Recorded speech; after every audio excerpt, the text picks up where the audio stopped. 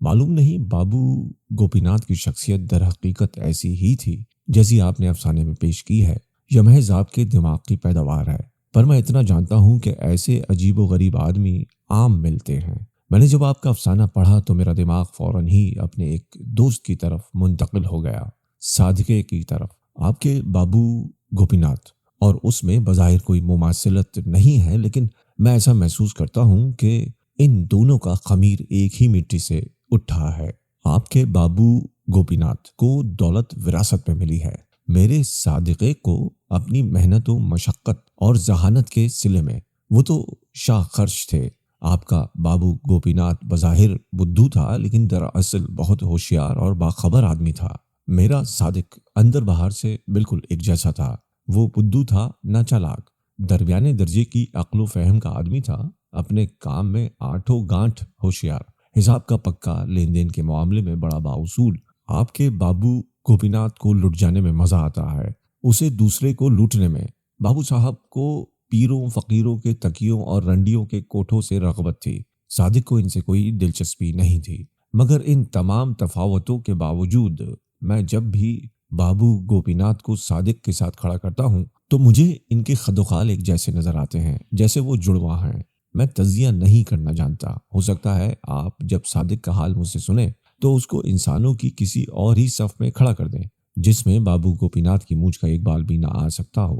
لیکن میں یہی سمجھوں گا کہ آپ کے تجربے میں غلطی ہوئی ہے، اور میں آپ سے درخواست کروں گا کہ اسے اس صف سے نکال کر اس صف میں شامل کر دیجئے جس میں آپ کا بابو گوپی ناتھ موجود ہے۔ میں افسانہ نگار نہیں، معلوم نہیں بابو گوپی ناتھ کے حالات آپ نے منعن بیان کیے ہیں یا ان میں کچھ رد و بدل کیا ہے۔ بہرحال جو کچھ بھی ہے بہت خوب ہے، اور جو کچھ اس افسانے میں ہے اگر اس کے مطابق بابو گوپی ناتھ نہیں چلا تو لعنت ہے اس پر، اور اگر وہ ایسا ہی تھا جیسا کہ افسانے میں ہے تو اس پر خدا کی رحمت ہو۔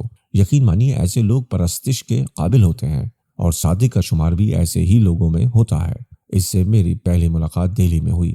جنگ کا زمانہ تھا، ٹھیکیداریاں بڑے زوروں پر تھیں، صادقی کی پانچوں گھی میں تھیں، اور سر محاورے کے مطابق کڑھائی میں میل ملاپ اور اثر رسوخ کافی تھا، اور شاہ خرش تھا ہی 10-20 پرتکلف دعوتیں کرتا اور ایک کانٹریکٹ اپنی جیب میں ڈال لیتا۔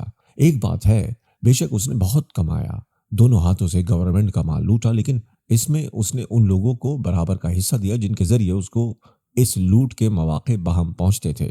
اسی دوران میں اس کا گزر ان وادیوں میں ہوا جن کا بابو گوپی ناتھ ایک بڑا زائر تھا، لیکن وہ ان میں بھٹکا نہیں، دوسروں کے ساتھ محض رواداری کی خاطر جاتا رہا، اور واپس گھر آ کر اپنے جوتوں کی گرد جھاڑ کر بیٹھ جاتا رہا۔ اس نے بوتل سے بھی تعارف حاصل کیا، مگر معانقے کی نوبت نہ آنے دی، ایک دو گھونٹ پی صرف دوسروں کا ساتھ دینے کے لیے۔ ان کوٹھوں پر جہاں آپ کے بابو گوپی ناتھ کے قول کے مطابق دھوکہ ہی دھوکہ ہوتا ہے، صادقے نے خود کو دھوکہ دینے کی بھی کبھی کوشش نہ کی۔ ایک دو بار اسے اپنے ساتھیوں کی خوشی کے لیے رنڈیوں کا منہ چومنا پڑا تھا، اور چند واہیات حرکتیں بھی کرنا پڑی تھی، مگر اس نے ان سے کوئی لطف حاصل نہیں کیا تھا۔ وہ رنڈی کے متعلق کبھی سوچ ہی نہیں سکتا تھا، لیکن اگر ملٹری کے نوجوانوں کے لیے رنڈیاں فراہم کرنے کا ٹھیکہ اسے مل جاتا تو وہ یقیناً ان کے متعلق بڑے غور و فکر سے سوچنا شروع کر دیتا۔ وہ کاروباری آدمی تھا، لیکن ایک دم حالات نے کچھ ایسا پلٹا کھایا کہ صادق وہ صادق ہی نہ رہا۔ جنگ ختم ہوئی تو ٹھیکے بھی ختم ہو گئے، پھر مقدموں کا کچھ ایسا تانتا بھدا کہ صادق کچہریوں کے چکر میں پھنس گیا۔ جو دولت پیدا کی تھی سب مقدموں کی نظر ہو گئی۔ موٹر کے بجائے اب صادق ٹانگے پر ہوتا تھا یا سائیکل پر۔ پہلے نئے سا سوٹ اس کے بدن پر ہوتا تھا، اب اسے کپڑوں سے کوئی دلچسپی ہی نہیں رہتی تھی۔ پہلے اس کے خوشامدی دوست اسے نواب صاحب کہہ کر پکارتے تھے، اب وہ صرف صادقہ اوئے صادقہ رہ گیا تھا۔ مگر ان کی اس تبدیلی تخاطب کو صادق نے قطعاً محسوس نہیں کیا تھا۔ اس کو اپنے مقدموں کی اتنی فکر تھی کہ وہ ایسی فروعات کے بارے میں سوچ ہی نہیں سکتا تھا۔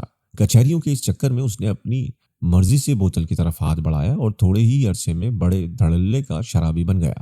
اسی دوران میں اس کی ملاقات سرحد کے ایک خان سے ہوئی جس کو وہاں کی حکومت نے صوبہ بدر کر رکھا تھا۔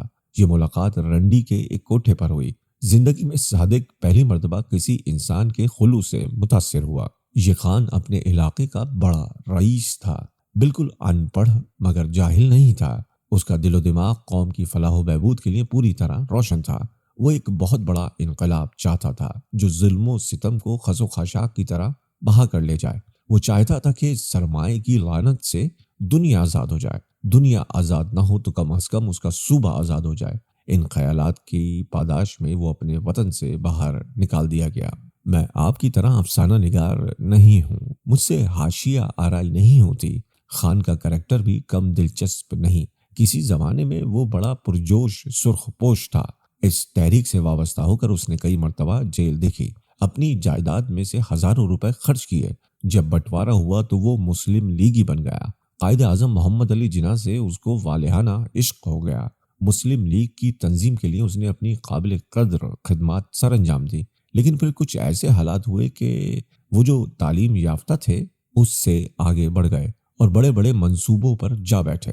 خان جھنجھلا گیا۔ اس جھنجھلاہٹ میں اس نے اپنے غیظ و غضب کا بڑا خام مظاہرہ کیا اور نتیجہ یہ ہوا کہ آپ کو کان سے پکڑ کر باہر نکال دیا گیا۔ جس زمانے میں صادق کی ان سے ملاقات ہوئی، آپ کی حالت بالکل بچوں کی سی تھی، ان بچوں کی سی جن کو معمولی سی شرارت پر سخت گیر ماسٹر نے بینچ پر کھڑا کر دیا ہو یا مرغا بنا کر کلاس کے کونے میں کان پکڑنے کا حکم دے دیا ہو۔ صادق جب بھی مجھ سے ان کی بات کرتا تو کہتا، بڑا بیبا آدمی ہے۔ کچھ میں بھی اس خان کے متعلق جانتا ہوں۔ یہ واقعہ ہے کہ صرف بیبا ہی ایک ایسا لفظ ہے جو اس کی شخصیت کو پورے طور پر اپنے اندر سمیٹ لیتا ہے۔ وطن سے دور تھا، سینکڑوں میل دور، مگر وطن کی یاد اسے کبھی نہیں ستاتی تھی۔ اپنے گاؤں میں ایک چھوڑ 2 بیویاں تھیں، مگر ان کے متعلق اس نے کبھی تردد کا اظہار نہیں کیا تھا، اس لیے کہ اس کو اس طرف سے کامل یقین تھا کہ زمینداری سے جو کچھ وصول ہوتا ہے ان کے اخراجات کے لیے کافی سے زیادہ ہے۔ 700-800 روپیہ ماہوار اس کا مینیجر وہاں سے روانہ کر دیتا تھا، جو اس کے وکسال موٹر کے پیٹرول اور اس کی شراب پر اٹھ جاتا تھا۔ گھر اس کا ہیرا منڈی کے ایک کوٹھے پر تھا۔ صوبہ بدر ہونے کے بعد اس نے کچھ دیر اس منڈی کے مختلف کوٹھوں پر جھک ماری، آخرکار ایک کوٹھا منتخب کر کے وہاں مستقر طور پر اپنے ڈیرے جما دیے۔ 1.5-2 مہینے کے بعد خان صاحب کو محسوس ہوا کہ آپ کو اس کوٹھے کی رنڈی سے عشق ہو گیا ہے۔ آپ نے صادق کو اس راز سے بڑے بیبے پن کے ساتھ آگاہ کیا۔ صادق، وہ رنڈی جس کے کوٹھے پر تم سے پہلی ملاقات ہوئی تھی ہمارے دل کے اندر گھس گئی ہے۔ اس کو بدر کرنے کی کوئی ترکیب تمہارے دماغ کے اندر آتی ہو تو ہم کو بتاؤ۔ صادق نے اس کو بہت سی ترکیبیں بتائیں جن پر خان صاحب نے عمل بھی کیا، مگر وہ اپنے دل کے اندر سے اس رنڈی کو شہر بدر نہ کر سکے۔ آخرکار انہوں نے ایک بار پھر اسی بیبے پن کے ساتھ صادق سے کہا، صادق، وہ رنڈی ہم پر سوار ہو گئی ہے، ہم اس کو اپنی بیوی بنا لے گا۔ صادق نے ان کو بہت سمجھایا بجھایا، مگر خان صاحب عشق کے ہاتھوں مجبور تھے۔ رنڈی کو بھی وہ پسند آ گئے تھے، چنانچہ ایک دن وہ میاں بیوی بن گئے۔ رنڈی کے گھر والوں کو یہ رشتہ بالکل پسند نہ آیا، بڑی گڑبڑ ہوئی، آخر سمجھوتا ہو گیا۔ رنڈی وہیں کوٹھے پر رہی اور خان صاحب اس کے شوہر کی حیثیت سے اس کے ساتھ رہنے لگے۔ صادق نے مجھ سے کہا، خان عجیب و غریب آدمی ہے، اتنے اونچے گھرانے سے تعلق رکھتا ہے، اخباری اور سیاسی دنیا میں نام رکھتا ہے، لیکن اسے کبھی اتنا خیال نہیں آتا کہ وہ ایک بدنام محلے میں رہتا ہے۔ ایک رنڈی جس کے ہزاروں گاہک تھے اس کی بیوی ہے۔ مجھے بعض اوقات حیرت ہوتی ہے کہ پٹھان ہو کر اس کی غیرت کہاں سو رہی ہے۔ سرحد میں 2 بیویاں پڑی ہیں، اولاد موجود ہے، مگر وہ کس اطمینان سے ہیرا منڈی کے کوٹھے میں ایک چچوڑی ہوئی ہڈی چوستا رہتا ہے۔ اس سے اس بارے میں کچھ کہتا ہوں تو اس کے بے ریا چہرے پر بی بی سی مسکراہٹ پیدا ہوتی ہے اور وہ مجھ سے کہتا ہے، صادق، وہ لوگ ادھر راضی خوشی ہیں، ہمیں کوئی تردد نہیں، اور یہ رنڈی بہت اچھا ہے، ہم سے محبت کرتا ہے۔ جو عورت ادھر ہوتا ہے نا، محبت کرنا نہیں جانتا، ناز نخرا نہیں جانتا، اور مجھے یقین آ جاتا ہے، مجھے اس کی ہر بات کا یقین آ جاتا ہے۔ اور یہ واقعہ ہے کہ صادق صاحب کو جب پہلے کسی بات کا یقین نہیں آتا تھا، اب اس خان کے کہنے پر چلتا تھا۔ جب وہ مقدموں سے فارغ ہوا تو اس کے کہنے پر اس نے ملٹری کی چھوڑی ہوئی بیرکیں ڈھانے اور ان کا ملبہ اٹھوانے کا ٹھیکہ لے لیا۔ اس کام سے اسے نفرت تھی، مگر خان صاحب کے مشورے کو وہ کیسے ٹال سکتا تھا؟ چنانچہ 1 برس تک وہ کمہاروں اور ان کے گدھوں اور ملبے کے دھول غبار میں پھنسا رہا، لیکن اس میں اس نے کافی کمایا۔ خوشامدی دوست یار پھر اس کے گرد جمع ہو گئے۔ میرا خیال تھا کہ وہ انہیں منہ نہیں لگائے گا، لیکن اس نے ان کو دھتکارنے کی کوئی کوشش نہ کی۔ پہلے صرف دسترخوان پر ان کی شمولیت ہوتی تھی، اب وہ بوتل میں بھی اس کے شریک ہونے لگے۔ خان نے اس کو بتایا تھا کہ شراب بہت اچھی چیز ہے، خصوصاً اس آدمی کے لیے جو صوبہ بدر کر دیا گیا ہو۔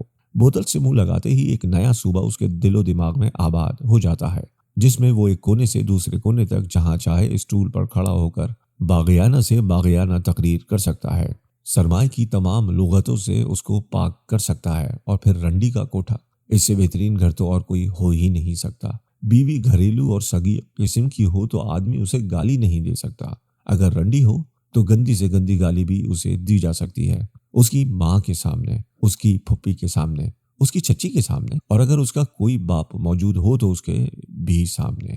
پھر وہ اسے اپنے مخصوص خام اور بیبے انداز میں روزمرہ زندگی میں گالی کی اہمیت بیان کرنے لگتا اور اسے بتاتا کہ یہ بہت ضروری چیز ہے، اگر آدمی اسے وقتاً فوقتاً اپنے اندر سے باہر نہ نکالے تو تعفن پیدا ہو جاتا ہے، جو بالآخر دل و دماغ پر بہت برا اثر کرتا ہے۔ رنڈی کا کوٹھا اور گھریلو گھر زمین و آسمان کا فرق ہے۔ وہاں 100 بکھیڑے ہوتے ہیں، اتنا ساز و سامان اور اتنے رشتے ہوتے ہیں کہ آدمی ان سے چھٹکارا حاصل کرنا چاہے تو پوری زندگی اسی کوشش میں بسر ہو جائے، مگر یہاں رنڈی کے کوٹھے پر ایسی کوئی مشکل نہیں۔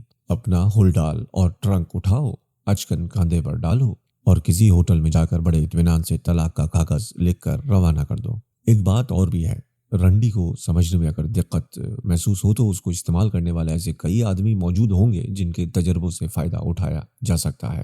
پھر گانا بجانا مفت، عیاشی کی عیاشی، شادی کی شادی، جی اکتایا تو چھوڑ کے چلتے بنے، کوئی اعتراض نہیں کرے گا، کوئی برا نہیں کہے گا، بلکہ وہ جو شریف ہیں مرحبا کہیں گے کہ صبح کا بولا شام کو گھر لوٹ آیا۔ رنڈی کو لعنتی کہیں گے جو چمٹ گئی تھی، اور خداوند کریم کا شکر بجا لائیں گے کہ اس نے اس سے نجات دلائی، اور رنڈی کی زندگی میں بھی کوئی زلزلہ نہیں آتا، اس کے لگے بندے گاہک موجود ہوتے ہیں۔ تمہاری ٹھیکیداری ختم ہوتی ہے تو وہ اطمینان کا سانس لیتے ہیں کہ چلو ہمارا رستہ کھلا۔ صادق کو خان رنڈی سے شادی کے فوائد اکثر بتاتا رہتا تھا۔ بوتل سے بڑے خلوص کے ساتھ منہ لگا کر اس نے رنڈیوں کے کوٹھوں پر بھی آنا جانا شروع کر دیا تھا، مگر اس نے ان میں وہ بات ابھی تک نہیں دیکھی تھی کہ جن کے متعلق وہ اکثر اپنے پٹھان دوست سے سنا کرتا تھا۔ خان کو صادق کے دل کا حال اچھی طرح معلوم تھا، اس کو پتہ چل گیا تھا کہ وہ ہیرا منڈی سے اکتا گیا ہے، کاروبار اچھا ہے، آمدن کی معقول صورت پیدا ہو گئی ہے، اس لیے وہ اب اپنا گھر بنانا چاہتا ہے جس میں اس کی 1 عدد بیوی ہو، 10 عدد بچے ہوں، کلوٹ ہو، پوتڑے ہوں، چولہا ہو، چمٹا ہو، توا ہو۔ وہ پھل خریدے تو سیدھا گھر پہنچے، شراب کی بوتلوں کے بجائے دودھ کی بوتلیں خریدے، میراثیوں اور بڑھووں کے بجائے شریف لوگوں سے ملے۔ شروع میں تو خان اپنے مخصوص انداز میں اسے ایسے واہیات اقدام سے روکنے کی نرم و نازک کوشش کرتا رہا، لیکن جب اسے معلوم ہوا کہ اس نے اپنے محلے میں کسی سے کوئی مناسب و موزوں رشتہ ڈھونڈنے کے لیے کہا ہے تو اس کو بہت کوفت ہوئی۔ صادق، یہ تم کیا حماقت کرنے والا ہے؟ شادی وادی ہرگز مت کرنا، یہ دنیا ایسی ہے جہاں کسی وقت بھی تم کو صوبہ بدر یا شہر بدر کر دیا جا سکتا ہے۔ میں اتنے برس کانگریس میں رہا ہوں، سرخ پوش تحریک چلانے میں اتنا کام میں نے کیا ہے کہ تم کو اس کا اندازہ ہی نہیں ہو سکتا۔ میں نے اپنی پولیٹیکل لائف میں صرف یہ سیکھا ہے کہ زندگی میں تم جس کو بھی شریک بناؤ اٹیچی کیس کی طرح ہونی چاہیے، جس کو تم ہاتھ میں اٹھا کر چلتے بنو یا اسے وہیں چھوڑ دو، وہ زیادہ قیمتی نہیں ہونی چاہیے۔ قیمتی چیزوں کو چھوڑ دینے کا بڑا غم رہتا ہے۔ سو برادر، تم شادی نہ کرو، باز آؤ اس خیال سے، وہ رنڈی جس کے پاس تم جاتے ہو کیا بری ہے، اس سے عشق کرنا شروع کر دو، یہ کوئی مشکل کام نہیں، تھوڑی سی پریکٹس کر لو تو سب ٹھیک ہو جائے گا۔ صادق نے گھریلو قسم کی عورت سے شادی کے حق میں اپنے دلائل پیش کیے، مگر خان کے سامنے ان کی کوئی پیش نہ چلی۔ صادق، تم الو ہے، خدا کی قسم الو ہے، تم ہماری بات نہیں مانتا، جس کے پاس 2 بیویاں ہیں اپنے قبیلے کی، تم ہماری بات مانو، ہم تمہارا دوست ہے، پٹھان ہے، خدا کی قسم کھا کر کہتا ہے کہ ہم جھوٹ نہیں بولتا۔ یہ دنیا جس میں ہم جیسے مخلص آدمی کو صوبہ بدر کرنے والے حاکم موجود ہیں، اس میں رنڈی کے کوٹے ہی کو اپنا گھر بنانا چاہیے۔ ہم کو تو یہاں بہت آرام ہے، تم بھی ہیرا منڈی میں اپنا گھر بنا لو اور آرام کرو۔ صادق عجیب مخمسے میں گرفتار تھا، مجھ سے مل کر وہ گھنٹوں باتیں کرتا رہتا۔ وہ ہیرا منڈی کے سخت خلاف تھا، مگر تھوڑی دیر کے بعد میں نے محسوس کیا کہ وہ اس کا قائل ہوتا جا رہا ہے، کیونکہ اب وہ خان کی کہی ہوئی باتیں یوں سناتا جیسے اس کے دل کو لگ چکی ہیں۔ چنانچہ ایک روز اس نے مجھ سے کہا، میں نے ساری عمر ٹھیکیداری کی ہے، اور ٹھیکیداری سے بڑھ کے بے ایمانی کا اور کوئی کاروبار نہیں ہو سکتا۔ اس کا اول کھوٹ، اس کا آخر کھوٹ۔ یہ ایسا بازار ہے جس میں کوئی کھرا سکہ نہیں چل سکتا۔ سنا ہے ولایت میں ایسی مشینیں بنی ہیں جن میں اگر کھوٹے سکے ڈال دیے جائیں تو وہ باہر نکال دیتی ہیں، لیکن ٹھیکیداری ایسی مشین ہے جس میں اگر کھرے سکے ڈالے جائیں تو قبول نہیں کرے گی، فوراً باہر نکال دے گی۔ مجھے ساری عمر یہی کاروبار کرنا ہے کہ مجھے صرف یہاں آتا ہے، تو کیوں نہ میں ہیرا منڈی میں ہی اپنا گھر بناؤں۔ وہاں کھرے سکے چلتے ہیں لیکن ان کے عوض جو مال ملتا ہے اس میں صرف کھوٹ ہی کھوٹ ہوتا ہے۔ میں سمجھتا ہوں میری روحانی تسکین کے لیے وہاں کی فضا اچھی رہے گی۔ پھر ایک روز اس نے مجھے بتایا خان بہت خوش ہے، اس کی دونوں بیویاں وہاں سرحد میں اس کے گھر میں خوش ہیں، اس کی اولاد بھی خوش ہے، ان کی خیر خیریت اس کو اپنے مینیجر کے ذریعے معلوم ہوتی رہتی ہے۔ یہاں ہیرا منڈی میں اس کی رنڈی بھی خوش ہے، اس کی ماں بھی خوش ہے، اس کی پھوپھی بھی خوش ہے، اس کے میراثی بھی خوش ہے، اور سب سے بڑی بات تو یہ ہے کہ خان خوش ہے۔ کبھی کبھی ان حاکموں کے خلاف ایک بیان اخباروں میں شائع کر دیتا ہے جس نے اس کو صوبہ بدر کیا تھا، اور اپنی رنڈی کو سنا دیتا ہے، وہ بھی خوش ہو جاتی ہے۔ اس رات گانے بجانے کی محفل گرم ہوتی ہے اور خان مسند پر گاؤ تکی کا سہارا لے کر یوں بیٹھتا ہے جس طرح ایک تماش بین استاد صاحب اور میراثیوں سے اس طرح بات کرتا ہے جیسے اس نے نئی تماش بینی شروع کی ہے۔ اس کی رنڈی مجرا کرتی ہے اور وہ جیب میں ہاتھ ڈال کر اس کو 10 روپے کا نوٹ دیتا ہے، پھر 5 کا، پھر 2 کا، پھر 1 روپے والا۔ اس کے بعد وہ محفل برخاست کر دیتا ہے اور اس رنڈی کے ساتھ سو جاتا ہے اور اس منکوہا عورت کے ساتھ ایسی رات بسر کرتا ہے جو گناہ آلود ہو۔ میں تو سمجھتا ہوں یہ بڑے مزے کی چیز ہے، لیکن جب رنڈی سے شادی کا سوال پیدا ہوا، یعنی خان صاحب نے سب معاملہ تیار کر دیا اور صرف ایجاب و قبول کی رسم باقی رہ گئی، تو صادق پیچھے ہٹ گیا۔ خان آگ بگولا ہو گیا۔ میرے سامنے اس نے صادقی کو بہت لان تان کی۔ تمہاری سمجھ پر پتھر پڑ گئے ہیں صادق، تم الو کے پٹھے ہو۔ شریف عورت سے شادی کر کے خدا کی قسم تم پچھتاؤ گے۔ یہ دنیا ایسی نہیں ہے، پروردگار کی قسم، جس میں شرافت سے شادی کی جائے۔ اس میں رنڈی اچھی رہتی ہے۔ تم شریف مت بنو، یاد رکھو اگر تم شریف بن گئے تو صوبہ بدر کر دیے جاؤ گے۔ تم ہیرا منڈی میں رہو، یہاں صرف ایک صوبہ ہے جس میں سے تم بدر نہیں کیے جا سکتے، اس لیے کہ اس کے ساتھ کوئی حاکم اپنا رشتہ قائم نہیں کرے گا۔ تم گدھے ہو، اپنا گھر یہیں بناؤ، اس سے بہتر جگہ تمہیں اور کہیں نہیں مل سکتی۔ صادق نے اپنے محلے میں ایک جگہ بات پکی کر لی تھی۔ جب خان صاحب نے اس کو سمجھایا بجھایا تو اس نے اپنا ارادہ ترک کر دیا، لیکن وہ رنڈی سے شادی کرنے پر آمادہ نہ ہوا۔ اس نے مجھ سے کہا، میں نے اب شادی کا خیال ہی چھوڑ دیا ہے۔ میں خان کا کہنا ضرور مان لیتا مگر میرا دل نہیں مانتا۔ میں اب عیش کروں گا، ایک رنڈی کے پاس نہیں، کئی رنڈیوں کے پاس جایا کروں گا۔ اور اس نے متعدد رنڈیوں کے ہاں جانا شروع کر دیا۔ اسے اب کئی ٹھیکے مل گئے تھے، اس کے پاس دولت کی فراوانی تھی۔ ہیرا منڈی سے جب وہ موٹر میں گزرتا تو چاروں طرف کوٹھوں پر رنگین مسکراہٹیں تیتریوں کی طرح اڑنے لگتی۔